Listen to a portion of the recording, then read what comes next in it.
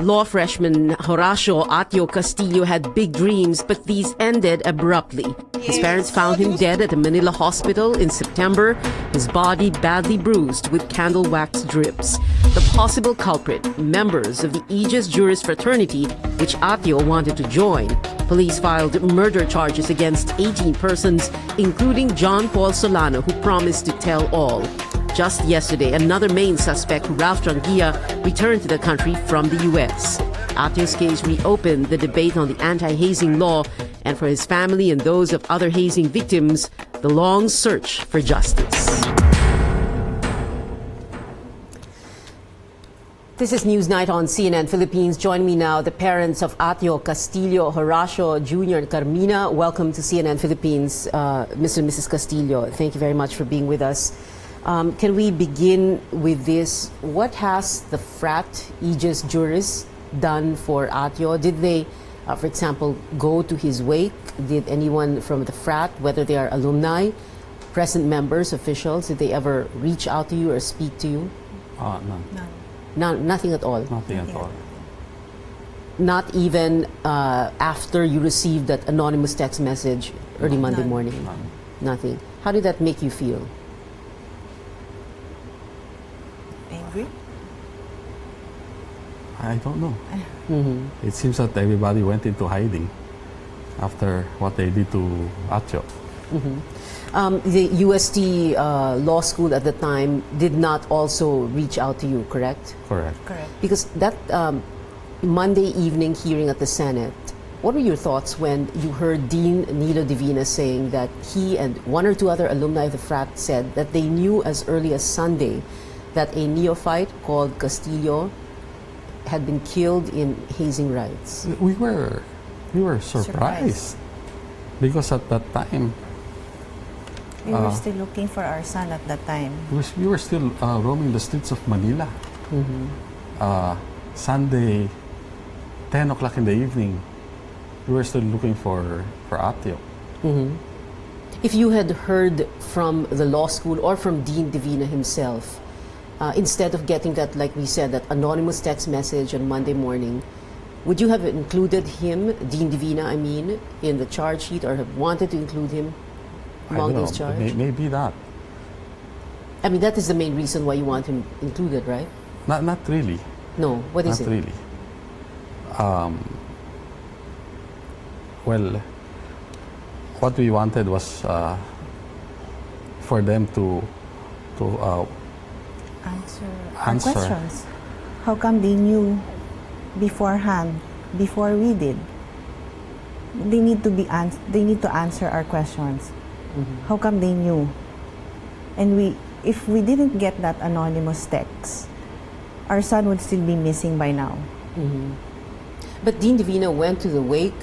He spoke to you. What were his exact words? Well, he offered his condolences. Condolences? Yes. And then? And then that's all. And you didn't say anything to him anymore? Well, we told him that we want the people who did this to Atio, and he promised that he will do something about it. When John Paul Solano surrendered to Senator Ping Lacson, and it was Dean Divina who brought him to Senator Lacson, what were your thoughts? I'm sure you were watching that unfold. Unfortunately, no, we were at the wake. Okay, And, but you heard about it.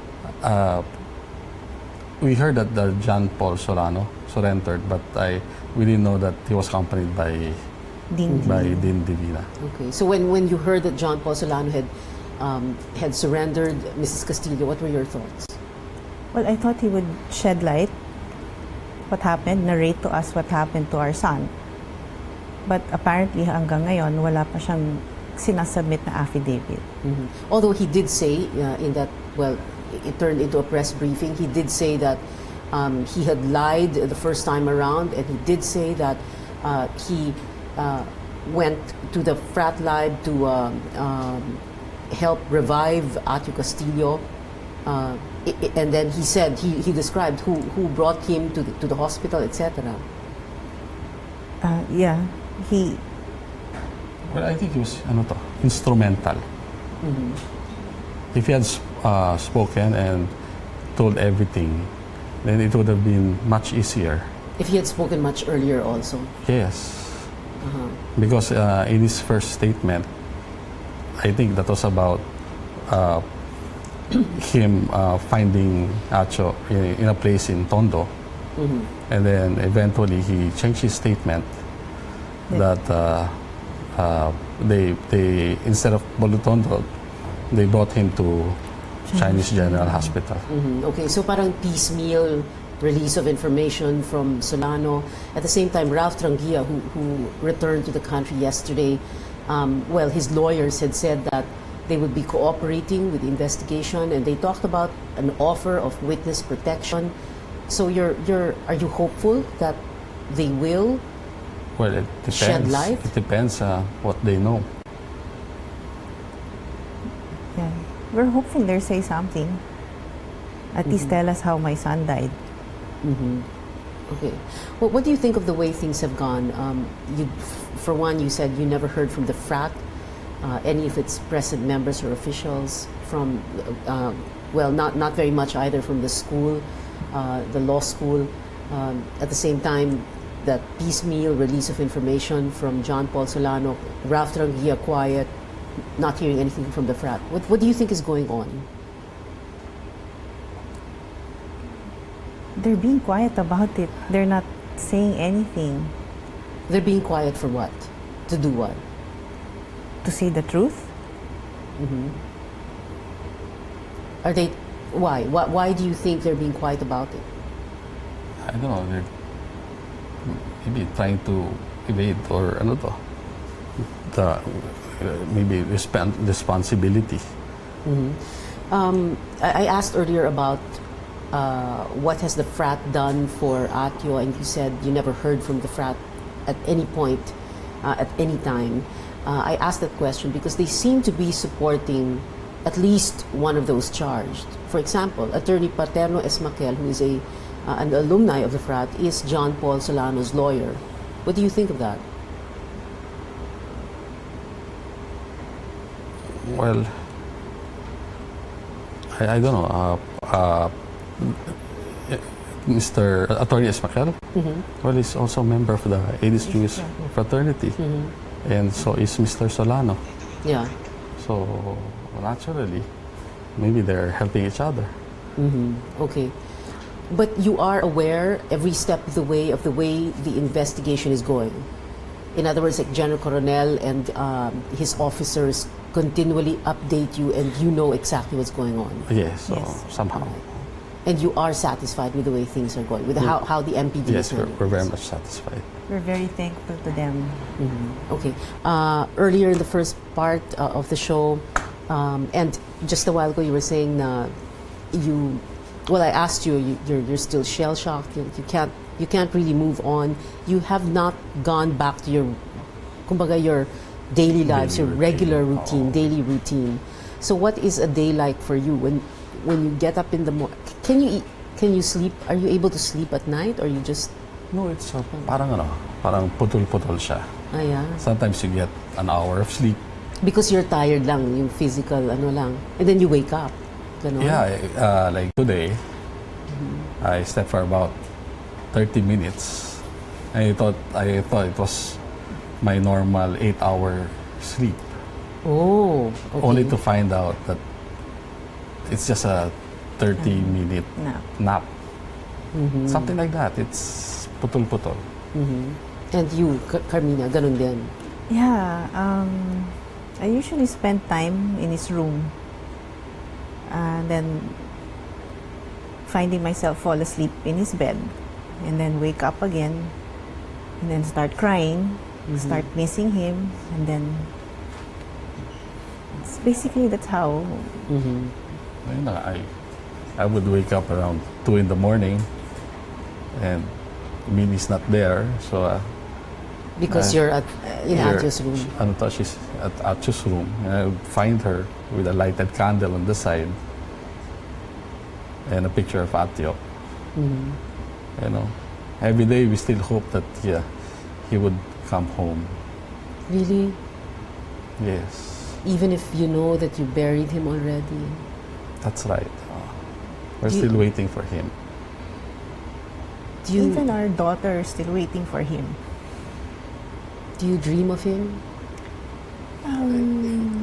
Well, Minnie Yeah. and Nicole had already this, nagpanaginip. Yeah. He was, the dream we had, he was still young. So, but I think he's okay. I hope he's okay. We miss him so much. Never in your wildest imagination, syempre, no? no. Na you would think, kasi, Kasi di mo naman iisipin eh. oo, You diba? wouldn't think of such morbid thoughts of your kids And, Yeah. you know, Yeah. like now, getting into a situation we have to like this. accept the fact that we're not going to see him anymore for the rest of our lives. So it's quite hard. Siyempre, ipinanganak, inaruga, Yeah. inalagaan, madapuan lang ng langaw, galit na galit ka na sa langaw eh, parang ganun. And then this happens. Sabi, yun na nga, before this thing happened, a week before that, we went to the grocery and we looked for his favorite food, which is spam tocino. And he bought like 2 boxes of that. Now it's just sitting in the We can't even in the cook it. pantry. You can't even cook it. So you cannot move on also Yeah. until justice is done, or even when or if justice is eventually served, Yes, it will be difficult pa rin. difficult.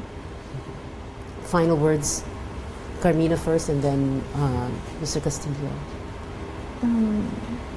No, all I ask everybody is like to pray for him, light a candle for him para he can see the light, because as much as like you want him to move on, I want him to be happy, I want him to move on. Parang don't hold back on our account. Just move on. Parang I keep on telling him na we'll be okay. And you keep saying we'll be okay because he probably is saying the same thing to you. Yeah. Parang to let him. Mr. Castillo? Ano kasi, this is unacceptable eh. This senseless killing should stop. So, I think they should really amend the anti-hazing law. Put some more teeth in it so we can protect our children. They don't have to go and, parang go to school. So, parents would be, ensured of their safety. So, we should maybe enforce it, the anti-hazing law. Mr. Horacio Jr., Carmina, Castillo, thank you very much, sir and ma'am, for being here.